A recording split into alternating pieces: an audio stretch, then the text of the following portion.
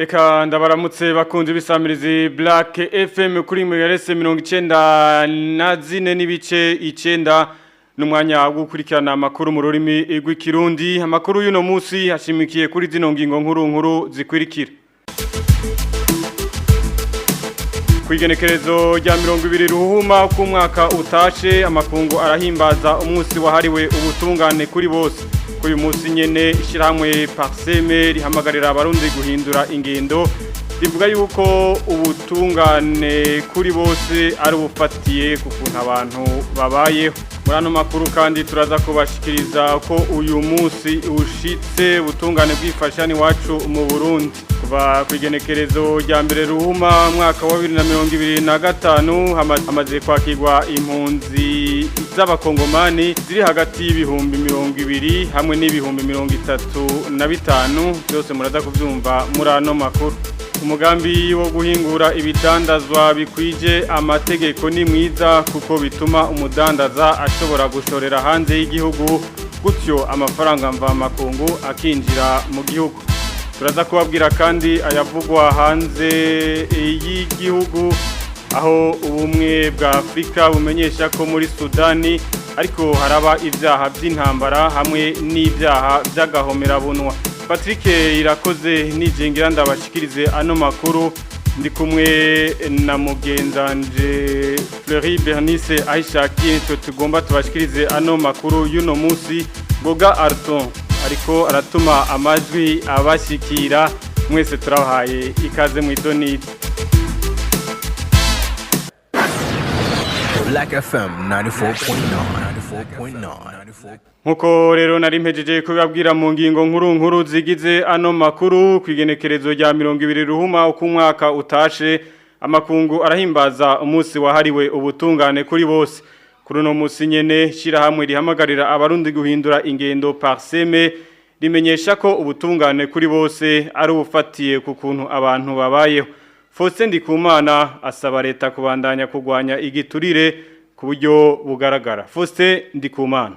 Kuri no munsi wahariwe ubutungane busesuye kuri bose Parseme yashikirije ifatiye ku vyumviro bitatu. Ubwa mbere no ubutungane kuri bose ari ubutungane ufatiye ku kuntu abantu babayeho, ku kuntu abantu bataja mu karenganya, ku kuntu abantu bangana imbere y'amategeko. Ivyo rero ni ibintu ntangere mu gihugu citwa yuko kiri muri demokrasi. Parseme rero yashaka gusaba leta ko yobandanya na cane mu Rwanda igiturire na cane ko ubu igiye igiye gutegura uruganda rw'iminsi 2 ho kugwanya igiturire ku buryo bugaragara. Ivyo rero birashobora kuzofasha yuko janye no gutsimbataza ubutungane busesuye bigakomera cane muri iki gihugu c'u Burundi. Parseme rero irangije isubiye no kwibutsa yuko n'abarundi mu butandukane bwabo bogerageza iyo ntumbero bakayiharanira bakabandanya basaba yuko ubutungane kuri bose bwoshobora gutsimbatazwa. Nayo kukijanye no kumenya ingene ubutungane bwifashe mu Burundi umunsi ushitse igisata c'ubutungane kitifashe neza igihe yariko arashikiriza ivyaranguwe ku wa 17 ruhuma imbere y'abashinga amateka Aimé Laurentine Kanyana umuhuza w'abarundi yamenyesheje ko ico gisata abene gihugu bacidogera cane. Tega yompi Aimé Laurentine Kanyana. Gisata ca mbere rero twabonye tuguma turonkamo ibibazo byinshi nkuko no mu yindi myaka byagiye biboneka mu maraporo ni gisata c'ubutungane. Igisata c'ubutungane twakisanzemwo ibibazo byinshi cyane aho abene gihugu baguma bagaruka berekana ko amadosiye atava hari, berekana yuko habamwo ibiturire bidasanzwe, berekana yuko gufunga haraho usanga byabaye nk'ukumengo ni ibintu bisanzwe agakora kuranye ko kose abashikiriza manza canka abajejwe inyambiramabi banyarutsa gufunga. Twaragerageje rero kuyumvira inyishu zotoko. Inyishu ya mbere jerekeye ubutungane twariyumviriye yuko turavye ingene urwego rw'abahuza ku mitumba bakora kandi muri rusange ukabona ko biriko biragenda neza yuko ariko tugasanga ko imanza rimwe rimwe araho duca zungururizwa muri tribunal de residence zikungururizwa muri tribunal de grande instance ugasanga mbere niho ziherera no munsi haracari hagahaze haraho cakindi cyuko hari hifujwe ko urubanza cyane cyane gwitongo ko nizo nyinshi canke n'urubanza rwari rwo rwose gocikira kibano aho ibintu biba vyabereye aho ibintu biba vyakorewe aho abantu baba babizi baba bari tuca dusanga uko zunguruzwa niko cyo cyumviro ciza kigenda kitata bandanya gikurikizwa bivuye ku mvo zitandukanye. Aimé Laurentine Kanyana numuhuza w'abarundi kuva kwigenekerezo rya mbere ruhuma umwaka wa 2025 hamaze kwakirwa impunzi z'abakongomani ziri hagati y'ibihumbi 200 hamwe n'ibihumbi 35 abo nabinjira baciye ku ruzi Rusizi nayo igihugu cy'u Burundi kaba kimaze kwakira kandi ibihumbi 5 baciye ku rubibe rwa Gatumba. Ivyo bivugwa na Martino Niteretse n'umushikiranganje mu vyajejwe harimo umutekano hari kuwa 19 ruhuma mu nama yagiranye n'abajejwe impunzi. Marte Niteretse Yarabishinga n'ibihe by'umutekano muke biri mu buseruko bw'igihugu kibanyi ca Republika Iharanira Demokarasi ya Kongo. Mu kwezi kwa Ruhuma intambara z'urutavanako zirangwa mw'ico gice cy'igihugu ca Republika ya Demokarasi ya Kongo zatumye haba umurindi udasanzwe umurindi munini w'abene gihugu b'ico gihugu hamwe n'abandi bahaba bahungira mu cacu c'u Burundi kuva itariki ya mbere y'ukwezi kwa Ruhuma umwaka wa 2025 hamaze guharurwa abantu bari hagati y'ibihumbi 200 n'ibihumbi 35 uko bose turaheza kubaharura bamaze kujabuka uruzi Rusizi binjira mu gihugu cyacu Burundi bagana cyane intara ya Cibitoke hamwe n'abarenga 5,000 baciye ku rubibe rwa Gatumba aho abenshi muri bo arabasaba ubuhungiro hamwe n'ubufasha mpuzamakungu. Uyu murindi w'abahunga watanguye kugwira cyane kuva kwa 14 Ruhuma umwaka wa 2025.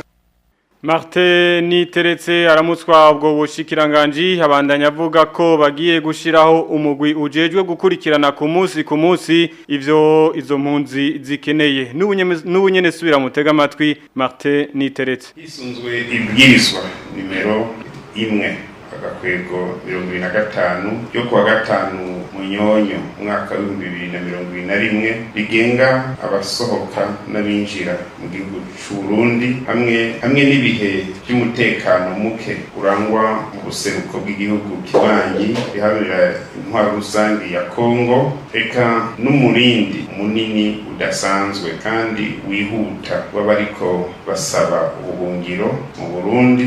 Leta y'u Burundi iremera amategeko agenga impunzi cyo bita mu Gifaransa statut de réfugié prima facie hamwe n'abasaba ubuhungiro b'abakongomani bamaze gushika butaka bw'u Burundi kuva mu ntango z'umwaka 2025. Ubushikiranganji bw'intwaro hagati mu gihugu cyambere rusange n'umutekano ugiye gushiraho umugwi ujejwe bwa mbere gukurikirana ku munsi no guhagarikira ingingo zose zihuta z'umutekano kurondera aho bakika umusaya kurondera ibifungurwa ubuvuzi n'ibindi. Bwa kabiri gukorera hamwe n'ikigo cy'igihugu kijejwe gukingira abasaba ubuhungiro hamwe n'abatagira ubwenegihugu ONUPRA hamwe n'ishirahamwe mpuzamakungu gitaho impunzi HCR mu gusasuma impunzi mu buryo bwihuta. Bwa gatatu korohereza abariko barakora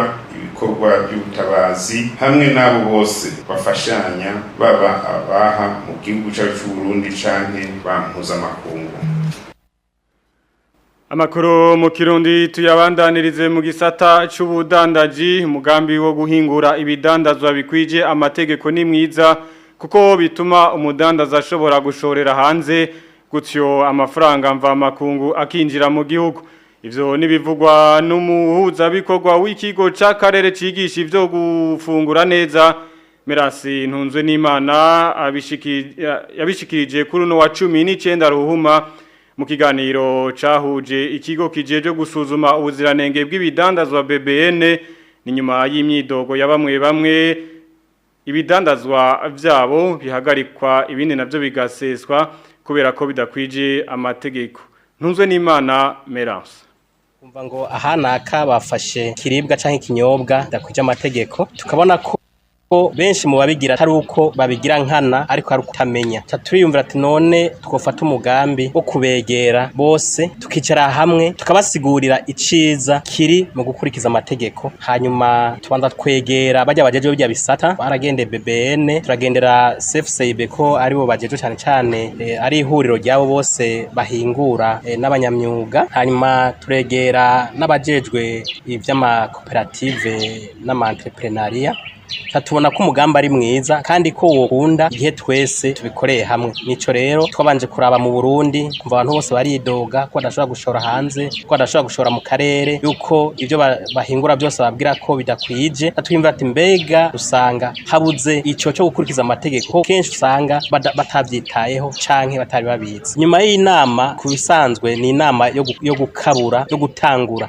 Nyuma y'inama bwa mbere twizeye ko abo bose bage muri inama canke n'abataje bazoca batangura rero turonka abantu mu bigo vyabo bajejwe iby'ubuziranenge canke bajejwe gutunganya ibintu bimeze neza, bajejwe cyo no kwita karite. Ko benshi mu bafise ivyo bigo mu bafise amahinguriro usanga bibagira kenshi na kenshi aho kantu k'ubuziranenge, aho kantu yuko bonyene bategeza kwirabira ko ivyo bakora bimeze neza. Rero turizeye yuko inyuma y'inama benshi bazotwegera kugira ngo tubaha abahinga babafasha mbere barungike n'abaza gukabura ubwenge kugira ngo babinonosore neza. Bwa mbere uyu munsi twatanguye kuvugana ikibazo gihambaye cerekana aho ibintu bigeze ubu, mbega mu Burundi bimeze gute. Tumaze kubona aho bigeze, hanyuma ejo n'umunsi wo kubabwira tubigishe uko ibintu vyategezwa kumera.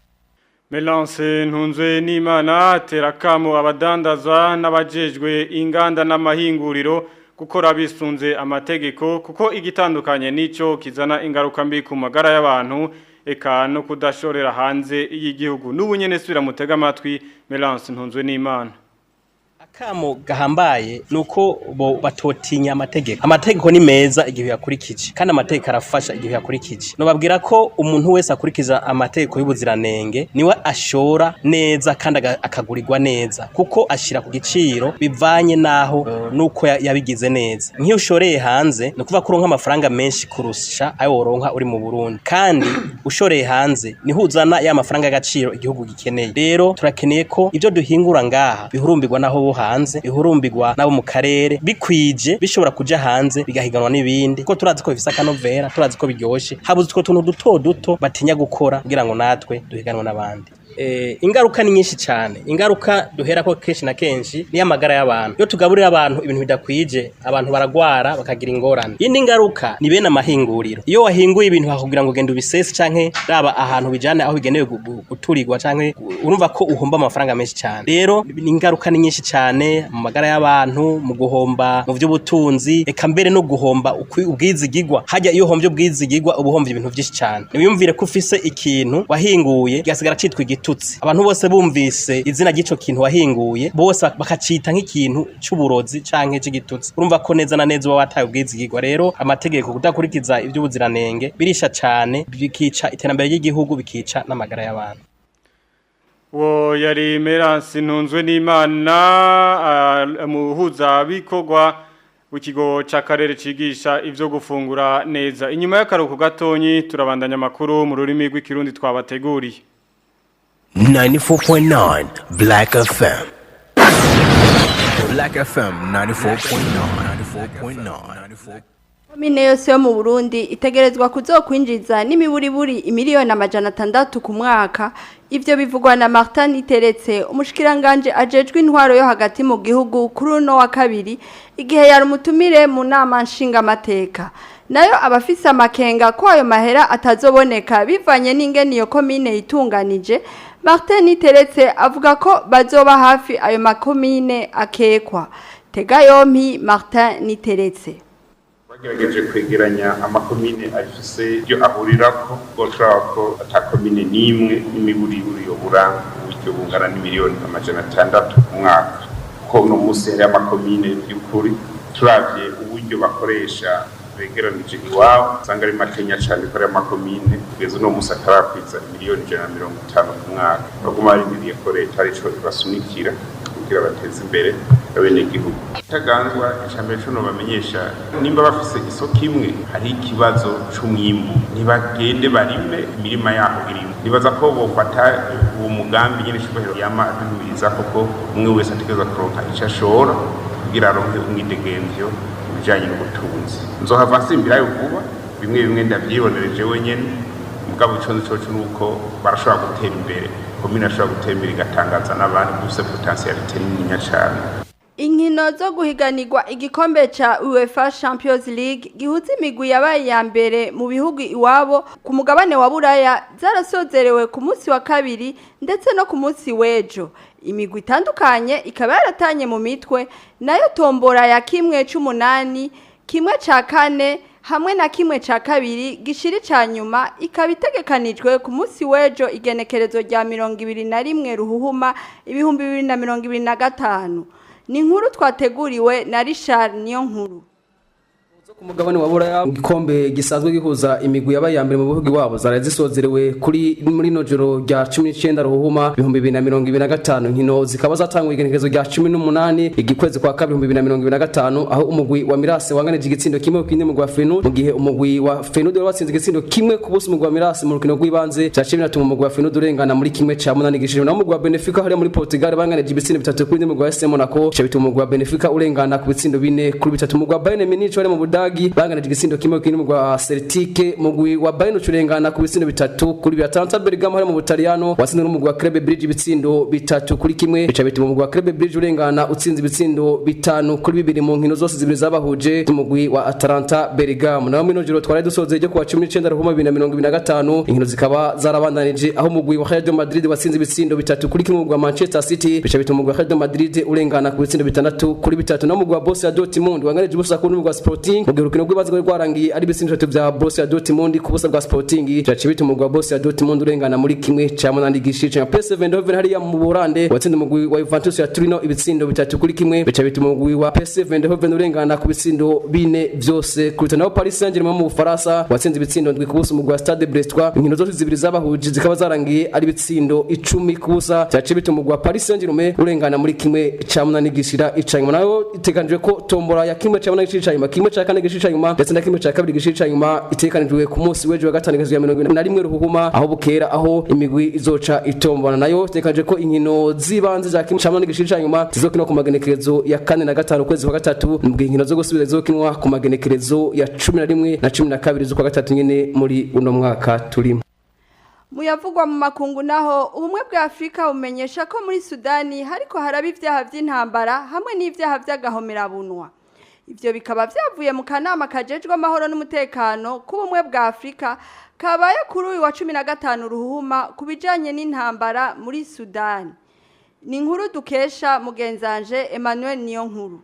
Nkuko tubisoma mu nkuru yasohowe n'ikinyamakuru TV5 Monde yo kuwa 19 Ruhuma mwaka wa 2025 ubumwe bwa Afrika ngo buraraje ishinga n'ivyaha by'intambara hamwe n'ivyaha by'agahomerabunwa bitegwa n'intambara iri kwirabera mu gihugu ca Sudani zihuza igisirikare ca Mohamed Hamdan Daglo les paramilitaires des forces de soutien rapide hamwe n'igisirikare ca General Abdel Fattah al-Burhan. Ubumwe bwa Afrika bukaba kandi bumenyesha ko kuva mu 2023 iyo ntambara imaze guhitana abantu baharugwa mu bihumbi n'ibihumbi hamwe n'abantu miliyoni zirenga 12 bamaze guta izabo bagahunga. Mu gihe intambara iriko ituma inzara ifata ibice bitandukanye ubumwe bwa Afrika bukaba bwise iyo ntambara ikiza c'agahomerabunwa kw'isi yose kuko ibice bitandukanye biriko birizizigwa n'inzara harimwo ibice bitatu biri ku mugwa mukuru wa Sudan Darfur. Tubamenyeshe ko ibihugu bishingiye ku idini rya Islam Emirates Arab mu rurimi rw'igifaransa ko bisaba guhagarika imigwano mu mpera z'ukwezi kwa Ruhuma aho hazobatanguye ukwezi kwa Ramadan. Nkuko tubibona ku ifoto y'ico kinyamakuru abanyasudani bagerageza kwiyegeraniza hamwe kugira ngo bashobore kuronka kuronka umuriro bakoresha muri telefone ngendanwa zabo kandi bafise n'ubwoba bwinshi ko bashobora gukorwako n'iyo ntambara. Nino kuri iyo nkuru rero ya mugenzanje Emmanuel niyo nkuru ivugwa mu gihugu ca Sudan dusozereye ko ano makuru twari twabateguriye ariko abadufatiye hagati na hagati makuru yarayagize. Kugenekerezo rya 20 ruhuma uko umwaka utashe amakungu arahimbaza umunsi wahariwe ubutungane kuri bose. Kuri musi nyene shirahamwe rihamagarira abarundi guhindura ingendo parseme rimenyesha ko ubutungane kuri bose ari ufatiye ku kuntu abantu babaye nayo kukijanye no kumenya ingene ubutungane bwifashe mu Burundi umunsi ushitse igisata c'ubutungane kitifashe neza mwavyumvise muri ano makuru kuva kwigenekerezo rya mbere ruhuma mwaka wa 2025 hamaze kwakirwa impunzi z'abakongomani ziri hagati y'ibihumbi 200 n'ibihumbi 35 twababwiye kandi nayavugwa hanze y'igihugu aho ubumwe bwa Afrika bumenyesha ko mu gihugu ca Sudan hariko haraba ibyaha by'intambara hamwe n'ibyaha byagahomera bunwa mwabyumvise muri ano makuru reka nshimire cyane mwebwe mwese mwareko muradukurikirana nshimire Ngoga Arton yariko aratuma amajwi abashikira shimire kandi n'uruganda rwo kumenyesha amakuru rwayatororokanije reka kandi ndabibutse yuko ijumumva yari Patrick Irakoze nari kumwe na mugenzanje Fleury Bernisa Ishakiye reka tubashimire cyane tunabipfuriza kubandanya mukurikirana ibiganiro by'Isamirizi Black FM kuko birabandanya Black FM, the #1 hit radio station in Bujumbura. Radio station in Bujumbura. Radio station in Bujumbura.